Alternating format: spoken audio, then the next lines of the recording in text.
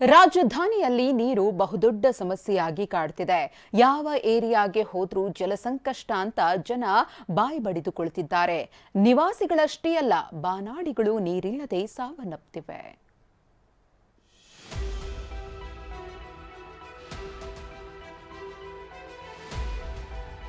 ಮೋರಿ ನೀರು ಮನೆ ಹತ್ರ ಹರಿತಾ ಇದೆ, ಗಲೀಜ್ ನೀರು. ಅದನ್ನ ನೋಡ್ಕೊಂಡು ನಾವು ನೀರು ನುಗ್ಗೋಗ್ಬೇಕಷ್ಟೇ. ನಾವು ನೀರಿಗೆ ಏನು ಪಾಡು ಬೀಳ್ತಾ ಇದೀವಿ ಗೊತ್ತೇ? ಎಲ್ಲದಕ್ಕೂ ಬರ್ತೀರಾ, ಇದಕ್ಕೆ ಮಾತ್ರ ಯಾಕೆ ಬರೋದಿಲ್ಲ ಮುಂದಕ್ಕೆ? ಮನೆ ಮುಂದೆ ದೊಡ್ಡ ಡ್ರಮ್ಗಳು, ಪಾತ್ರೆ ಪಗಡೆಗಳೇ ರಾರಾಜಿಸುತ್ತಿವೆ. ಹನಿ ನೀರಿಲ್ಲದೆ ನಲ್ಲಿಗಳು ಒಣಗಿವೆ. ಗಲ್ಲಿ ಗಲ್ಲಿಯಲ್ಲೂ ನೀರಿನ ಸಮಸ್ಯೆಯಿಂದ ಸಿಟಿ ಮಂದಿ ಬಳಲುತ್ತಿದ್ದಾರೆ. ಸಿಲಿಕಾನ್ ಸಿಟಿಯ ಜಲಭವಣಿಯನ್ನ TV9 ಅನಾವರಣ ಮಾಡ್ತಿದೆ. ಅಂದ್ರಹಳ್ಳಿಯ ರಾಮಸ್ವಾಮಿ ಲೇಔಟ್ನಲ್ಲಿ ಜಲಕ್ಷಾಮ. ಅಡುಗೆ ಮಾಡೋಕೂ ನೀರಿಲ್ಲ, ಪಾತ್ರೆ ಬಟ್ಟೆ ಕ್ಲೀನ್ ಮಾಡೋಕೂ ನೀರಿಲ್ಲ. ಅಂದ್ರಹಳ್ಳಿಯ ರಾಮಸ್ವಾಮಿ ಲೇಔಟ್ ನಿವಾಸಿಗಳು ಜೀವ ಜಲಕ್ಕಾಗಿ ಪರಿತಪಿಸುತ್ತಿದ್ದಾರೆ. ಜನರ ದಾಹ ನೀಗಿಸಬೇಕಿದ್ದ ಜಲಮಂಡಳಿ ಟ್ಯಾಂಕರ್ಗಳ ಸುಳಿವು ಇಲ್ಲದಾಗಿದೆ. ಏನ್ ಮಾಡಬೇಕು ದಿಕ್ಕು ತೋಚದ ಜನ ನೀರು ಕೊಡಿ ಅಂತ ಅಳಲು ತೋಡಿಕೊಳ್ತಿದ್ದಾರೆ. ವರ್ಷದಿಂದನೂ ನಾವು ಟ್ಯಾಂಕರ್ ಗಾಡಿ ಓಡಿಸ್ಕೊಳ್ತಲೇ ಇದ್ದೀವಿ.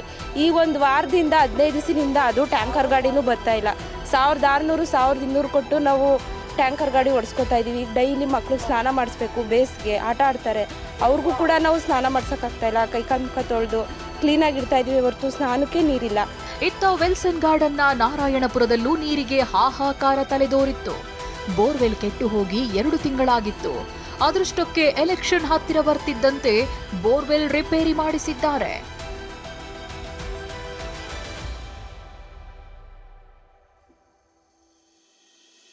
ಇನ್ನು ನೀರಿನ ಸಮಸ್ಯೆಯಿಂದ ಆರೋಗ್ಯ ಸೌಧದಲ್ಲಿ ಎಸಿ ಸ್ಥಗಿತ ಮಾಡಲಾಗಿದೆ. ಅಧಿಕಾರಿಗಳು ಎಸಿ ಬದಲು ಫ್ಯಾನ್ ಮೊರೆ ಹೋಗಿದ್ದಾರೆ. ಇನ್ನು ನಗರದಲ್ಲಿ ಪಕ್ಷಿಗಳಿಗೂ ಬೇಸಿಗೆ ಎಫೆಕ್ಟ್ ತಟ್ಟಿದೆ. ನೀರಿಲ್ಲದೆ ಬಾನಾಡಿಗಳು ನಿತ್ರಾಣಗೊಂಡು ಸಾಯ್ತಿವೆ. ನಿತ್ಯ ಕನಿಷ್ಠ 20 ಪಕ್ಷಿಗಳು ಉಸಿರು ಚಲ್ತಿವೆಯಂತೆ. 28 ಬಗೆಯ ಪಕ್ಷಿಗಳು ಬೇರೆಡೆ ವಲಸಿ ಹೋಗಿವೆ. ಎಷ್ಟೋ ಪಕ್ಷಿಗಳು ಸಾವಿಗೀಡಾಗ್ತಾ ಇದ್ದಾವೆ. ಸರಿಯಾಗಿ ನೀರು ಸಿಗ್ತಾ ಇಲ್ಲ ಕುಡಿಯೋದಕ್ಕೆ, ಅವಕ್ಕೆ ಸರಿಯಾದ ಆಹಾರ ಸಿಗ್ತಾ ಇಲ್ಲ. ಇವತ್ತು ಕೆರೆಗಳು, ನಮ್ಮ ಸುತ್ತಮುತ್ತಲ ಕೆರೆಗಳೆಲ್ಲ ಬತ್ತೋಗ್ತಾ ಇದೆ. ಇವತ್ತು ಭಯಂಕರವಾದ ರಣ ಬಿಸಿಲು. ಇಂಥ ಬಿಸಿಲು ನಾವು ಯಾವತ್ತೂ ಊಹಿಸಿರಲ್ಲ. ಅಂಥ ಬಿಸಿಲು ಇವತ್ತು ಮನುಷ್ಯನೇ ಒಂದು ಅರ್ಧ ಗಂಟೆ ನಿಂತ್ಕೊಳ್ಳೋಕ್ಕಾಗಲ್ಲ. 10 ನಿಮಿಷ ಬಿಸಿಲಲ್ಲಿ ನಿಂತ್ಕೊಂಡ್ರು ತಲೆ ಸುಟ್ಟು ಬಿದ್ದೋಗ್ತಾನೆ. ಅಂಥ ಒಂದು ಪರಿಸ್ಥಿತಿ ಇವತ್ತಿದೆ. ಐಟಿ ಕಂಪನಿಗಳನ್ನ ಕೇರಳಕ್ಕೆ ಶಿಫ್ಟ್ ಮಾಡಲು ಮನವಿ. ಆದರೆ ಈ ಬಾರಿಯ ಜಲ ಸಂಕಷ್ಟಕ್ಕೆ ಐಟಿ ಮಂದಿ ಕಂಗೆಟ್ಟಿದ್ದಾರೆ. ಇದನ್ನೇ ಬಂಡವಾಳ ಮಾಡಿಕೊಂಡ ಕೇರಳ ಕೈಗಾರಿಕಾ ಸಚಿವ ರಾಜೀವ್ ಐಟಿ ಕಂಪನಿಗಳಿಗೆ ನಾವು ನೀರು ಕೊಡ್ತೀವಿ, ಬೆಂಗಳೂರಿನಿಂದ ಟೆಕ್ ಹಬ್ಗಳನ್ನ ಕೇರಳಕ್ಕೆ ವಿಸ್ತರಿಸಿ ಅಂತ ಹೇಳಿಕೆ ನೀಡಿದ್ದಾರೆ. ಇದಕ್ಕೆ ಐಟಿ ಉದ್ಯೋಗಿಗಳು ಆಕ್ರೋಶ ಹೊರಹಾಕಿದ್ದಾರೆ. ಕೇರಳದವರು ತಮ್ಮ ರಾಜ್ಯದಲ್ಲಿ ತಮ್ಮ ಅವಕಾಶ ಕೊಡಲಿ, ಆದರೆ ಇಲ್ಲಿಂದ ಅಲ್ಲಿ ಕರ್ಸ್ಕೊಂತೀವಿ ಅನ್ನೋದು ಏನಿದೆಯಲ್ಲ, ಇದು ಒಂದು ತಪ್ಪು. ಅವರು ತಮ್ಮ ರಾಜ್ಯದಲ್ಲಿಯೇ ಬೇಕಿದ್ರೆ ಉದ್ಯಮಗಳಿಗೆ ಪ್ರೋತ್ಸಾಹ ಕೊಡಲಿ.